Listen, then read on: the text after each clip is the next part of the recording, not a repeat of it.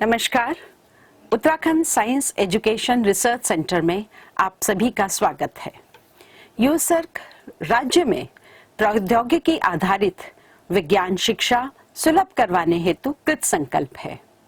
आज के इस तकनीकी युग में शिक्षा पद्धति में सम्यक बदलाव की आवश्यकता को ध्यान में रखते हुए शिक्षा के सभी स्तरों तक आईसीटी के समावेश से और विशेषज्ञों के माध्यम से विकसित ई कंटेंट सुदूर छात्रों एवं अध्यापकों हेतु उपलब्ध करवाया जा रहा है।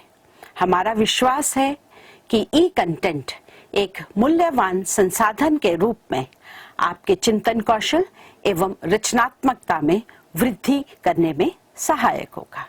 धन्यवाद।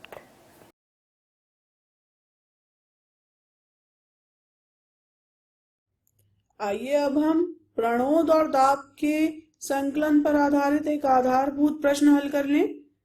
तो प्रश्न कुछ इस प्रकार से है कि एक लकड़ी का गुटका मेज पर रखा है। लकड़ी के गुटके का द्रव्यमान 5 किलोग्राम है तथा इसकी विमाइयां इतनी हैं। तो आइए जरा हम एक लकड़ी का गुटका यहाँ पे बना लेते हैं। तो हमसे क्या कहा गया कि लकड़ी के टुकड़े द्वारा मेज पर लगने वाला दाब को ज्ञात कीजिए यदि उसके निम्नलिखित विमाइयों की सतह मेज पर रखी हैं 20 और 10। तो देखिए ये तो यही वाली स्थिति है कि अगर मैंने मान लिया कि मेज से ये सतह छू रही है तो इसका एक जो साइड है वो 20 हो गई और ये वाली साइड 10 हो गई। दूसरे भाग में हमसे क्या कहा गया है कि इसको लिख लेते हैं एक भाग, और दूसरे भाग में हमसे क्या कहा गया है कि इसकी कौन सी जो साइड्स हैं वो नीचे हैं, कौन सी विमाइयां नीचे हैं। तो उसके लिए आप देखिए यहाँ पे कह रहे हैं 20 और 40 नीचे हैं, तो यानी कि ये कुछ इस दशा में नीचे की ओर रखा हुआ है। तो जो नीचे है वो कौन सा है, ये वाला। तो एक हो गया 40 और एक हो गया 20। ये वाली भुजा 20 है, ये वाली भुजा 40 है। यहाँ पे लिख लेते हैं। अब हमसे क्या पूछा जा रहा है कि इन दोनों ही दिशाओं पे लगने वाला जो दाब है वो परिकलित कीजिए। तो सबसे पहले आइए हम यहाँ पे सूत्र लिख लेते हैं, और सूत्र के अनुसार क्या होता है हमारे पास, दाब बराबर बल बटा क्षेत्रफल, क्योंकि एकांक क्षेत्रफल पर लगने वाला बल जो है वो दाब कहलाता है। अब चूंकि यहाँ पे हम जिस बल की बात कर रहे हैं वो इसका खुद का ही वजन होगा, इसलिए हम लिख लेते हैं भार बटा क्षेत्रफल।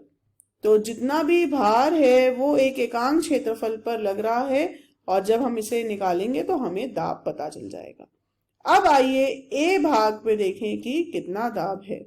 तो ए भाग के लिए दाब हो गया भार जो कि है 5 किलोग्राम, ये द्रव्यमान, और पृथ्वी का त्वरण जो कि 9.8 हो गया, और ये जिस क्षेत्रफल पे लग रहा है वो हो गया कितना, 20 गुना 10। मगर ध्यान दीजिए कि यहाँ पर हमें एक ही मात्रक लेना है, तो क्योंकि यहाँ पे किलोग्राम है तो हम मीटर लेंगे। तो 20/100 और 10/100 जो कि हल करके हमारे पास आ जाएगा 49 गुना 100 गुना 100/200।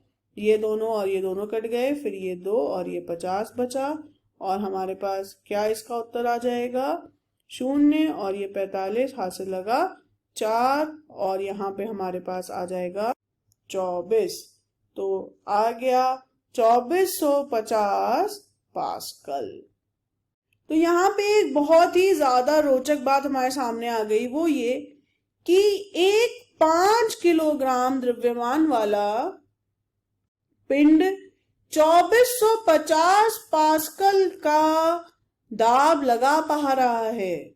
तो दाब देखिए कितना ज्यादा है। अगर आप परिमाण की बात करें तो कितना ज्यादा है, क्योंकि पहली बात तो जब आपने दाब निकाला तो आप द्रव्यमान नहीं उसके भार को ले रहे हैं, और उससे भी ज्यादा जरूरी बिंदु कि ये भार जो है वो बहुत छोटे से एक क्षेत्रफल पर लग रहा है, जिस वजह से उसका असर कितना ज्यादा हो गया।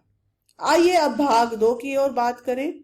तो आप देखिए कि भाग 2 में जो ये क्षेत्रफल है वो भर चुका है। इसका आशय ये हुआ कि भाग 2 में जो हम दाब निकालेंगे वो भाग ए से कम आएगा। आइए देखें कि क्या ऐसा है।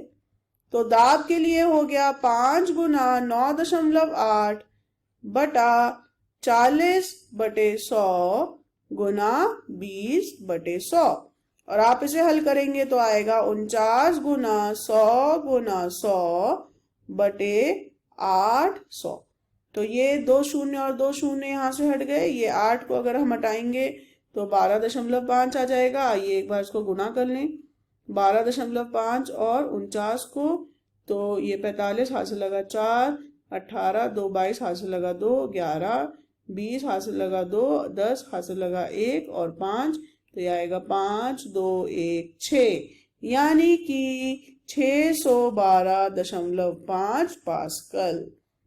वो ही आपके पास द्रव्यमान था और उसका भार भी एक ही था।